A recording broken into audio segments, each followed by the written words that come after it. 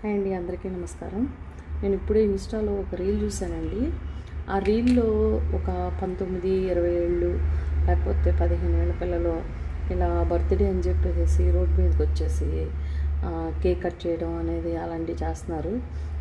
చేశారు, అది సరదా కోసం చేయాలి. కానీ అసలుకి ఒక హింస పెట్టినట్టు, వాడి పుట్టినరోజుని చచ్చిన రోజు చేసేటట్టు ఇష్టం వచ్చినట్టు వాడికి పేడ రాసి పెంట రాసి కాలంలో ఈ రాసి ఒకడైతే నిప్పు కూడా పెట్టేస్తున్నాడు.